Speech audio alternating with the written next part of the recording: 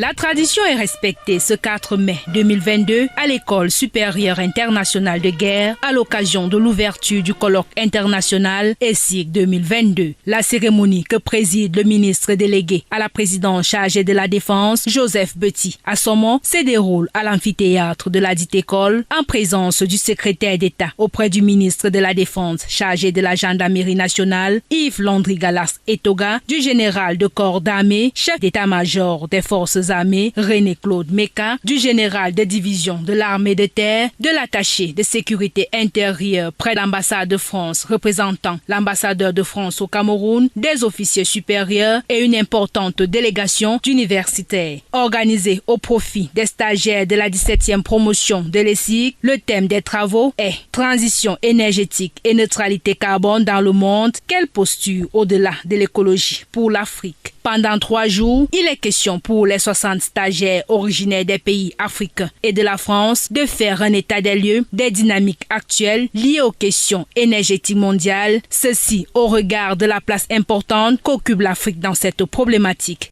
La solidarité humaine pour préserver notre maison commune est indispensable et nécessaire, mais elle devrait être nourrie et entretenue par un minimum d'équité entre acteurs de ce combat commun. La règle du pollueur-payeur semble par exemple avoir du mal à se concrétiser de manière décisive, engagée et visible. Une thématique qui démontre à suffire l'importance des questions énergétiques dans la stabilité des États et pour la paix de la sécurité mondiale. Les travaux qui s'articulent sur 3 grands axes sont une invite à penser les stratégies et mécanismes d'une intégration énergétique de l'Afrique, non seulement pour une meilleure insertion dans l'économie mondiale post-industrielle, mais aussi pour aider à échapper à la dépendance aux dynamiques d'origine extérieure. L'Afrique devrait être pleinement consciente de sa place et de ses responsabilités face aux autres nations du monde, grosses consommatrices des énergies et des matières premières pour faire tourner leurs industries. C'est certes d'un combat commun à l'humanité qu'il s'agit, et d'un combat où les acteurs des continents